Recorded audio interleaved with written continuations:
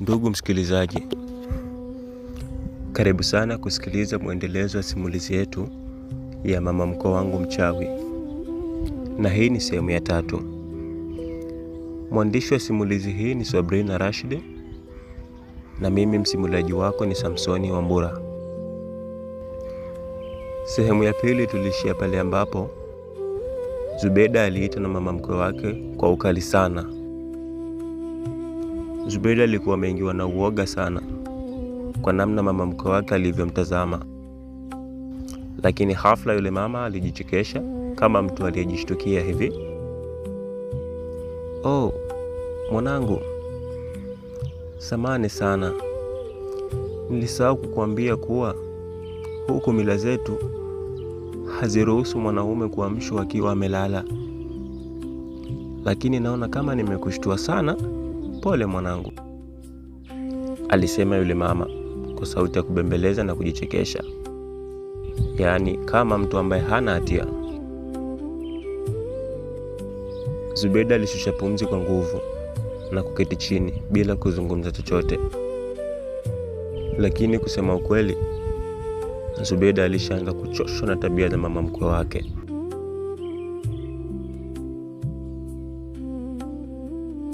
Masaa mengi yalipita. Ulikuwa mchana wa siku ile. Mahmud alimwomba mke wake watoke ili akamtembeze kidogo, amuoneshe namna kijiji chao kilivyo. Pia akamuoneshe na eneo la biashara ambalo Mahmud anafanya biashara zake. Basi walianza safari kuelekea sokoni. Yaani, napozungumzia sokoni sio kama masoko ya mjini, ndugu msikilizaji. Ni soko dogo ambalo lina maduka ya vyakula yasiyozidi 5. Hayo maduka yanauza vitu vidogo vidogo, mfano unga, mchele, sukari, chumvi na bidhaa zingine ndogo ndogo. Wakati wapo njiani kuelekea huko sokoni, Zubeda aliona jambo la ajabu na pia lilimshangaza sana. Ilikuwa kila ambapo walikuwa wakipita, watu walikuwa wakiwatizama sana. Yaani walikuwa ni kama walikuwa wanawashangaa. Mwanzoni Zubeda aliona kama ni jambo la kawaida, lakini baadaye alihisi utofauti. Aliona watu wanaitana kabisa kuwatizama, sio watoto, vijana, hata wazee. Walikuwa wakiwashangaa sana. Zubeda aliamua kumshirikisha mume wake. Akamuuliza, "Kwa nini watu wanawashangaa kiasi hicho?" Lakini Mahmudu hakujali. Akamtoa hofu mke wake na kumwambia ni kawaida tu, kwa sababu yeye ni mgeni hapo kijijini.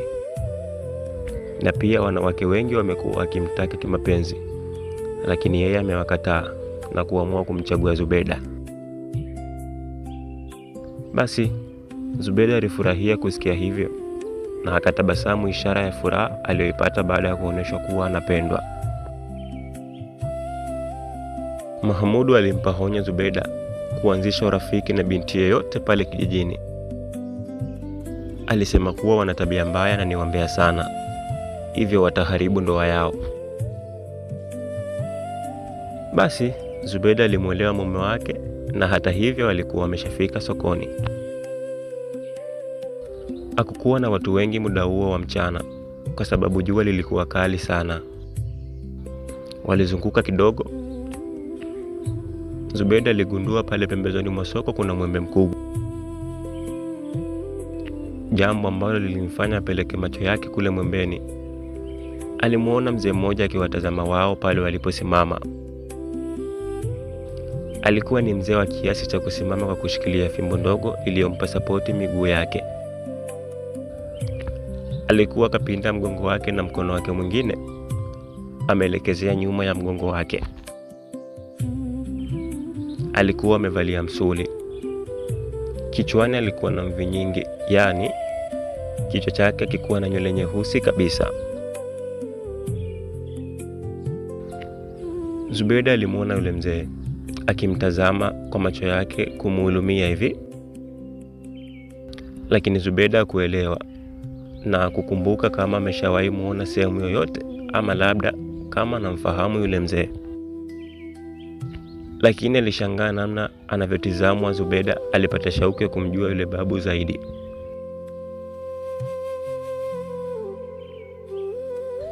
Aligeuka upande aliosimamia Mahmud ili kujua kama na yeye alimuona yule mzee, lakini aligundua kuwa Mahmud alikuwa bize anaongea na kijana wake wa dukani. Zubeda alirudisha macho tena pale mwembeni ili amuulize mume wake kama anamfahamu yule mzee, lakini cha kushangaza hakumuona tena yule mzee. Mpenzi msikilizaji, hakuwepo tena yule babu. Alijikuta kiguna Zubeda kwa sauti ambayo ilisababisha Mahmud amwangalie na kumuuliza mke wake kuna tatizo gani. Lakini Zubeda alizuga tu na kusema kwamba amechoka, warudi nyumbani, jambo ambalo hata mwenyewe Zubeda hakutegemea kama angejibu hivyo. Kwa nini sasa sijamwambia kama kuna mzee alikuwa pale anatutizama? Alijiuliza Zubeda moyoni mwake.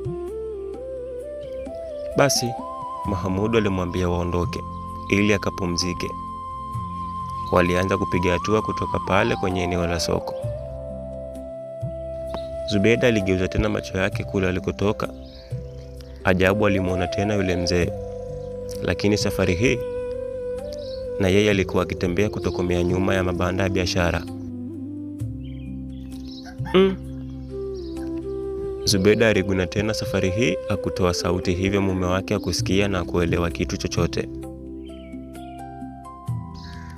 Zubeda alikuwa na hofu, lakini alijitahidi kujizuia ili Mahmud asione hofu yake. Alijichekesha na kuongea hadithi za hapa na pale ili kusahau lile tukio. Baada ya muda kidogo walifika nyumbani na kuendelea na shughuli zao za kawaida hadi giza lilivyoingia.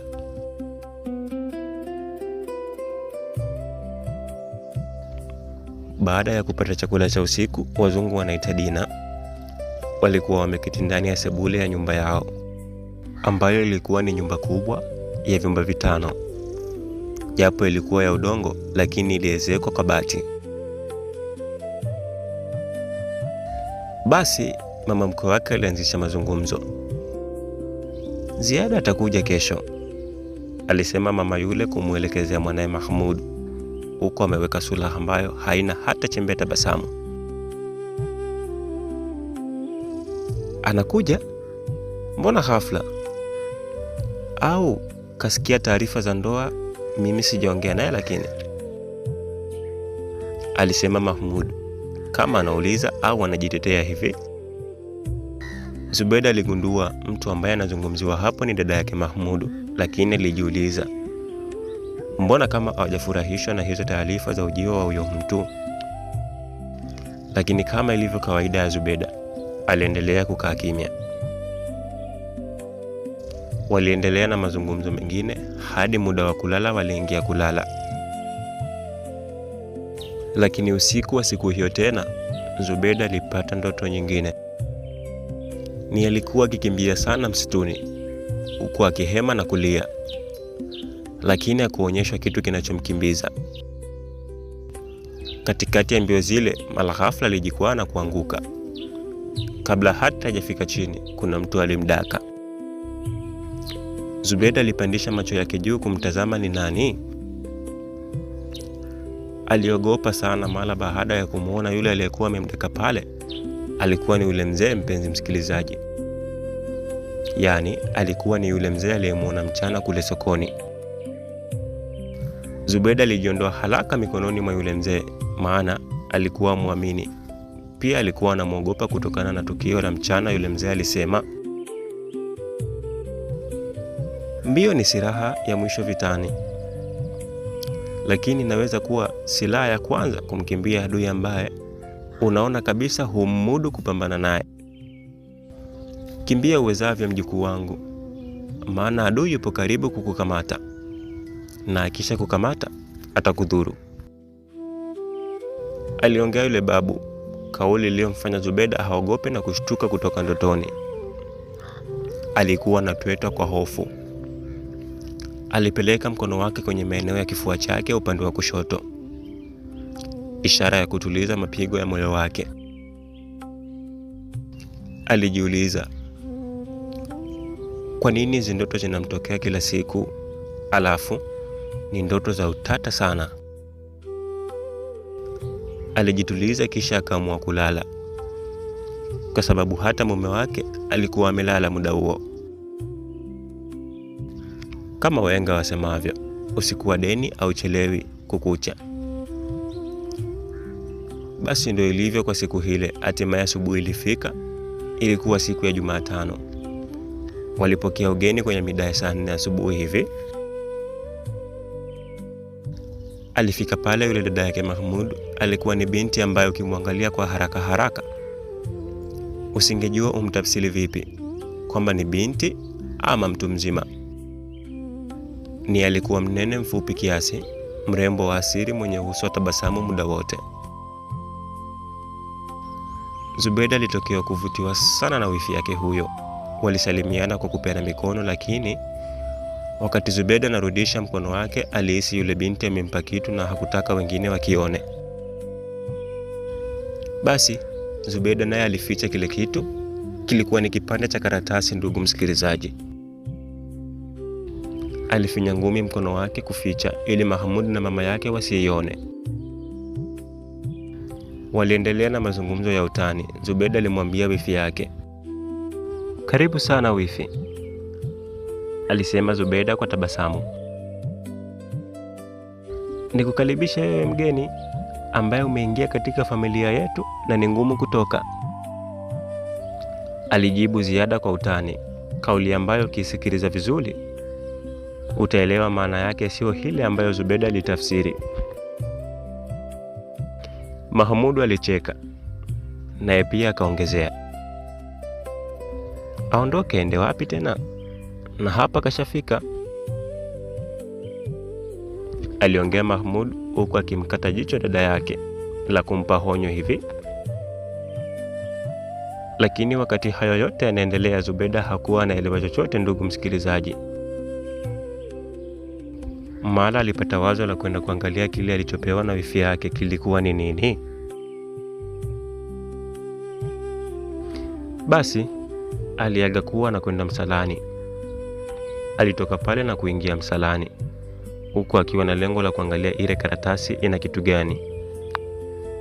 Alikuwa anatetemeka mikono, ndugu msikilizaji. Alifungua kile kikaratasi na kukuta kimeandikwa hivi: hapa sio salama, utapotea kama walivyopotea wenzako. Usimwamini mtu yoyote, hata mume wako sio mtu mzuri. Maneno alisomeka hivyo, ndugu msikilizaji. Mambo yameanza kuwa ya moto sana, ndugu msikilizaji. Kwa leo tunaishia hapa. Usikose sehemu inayofuatia, itakuwa ni sehemu ya 4. Nikukumbushe tu ndugu msikilizaji, ili uwe wa kwanza kupata taarifa kila tunapopandisha episode inayofuata, usisahau kusubscribe, kulike, kushare na kucomment. Tunawapenda sana.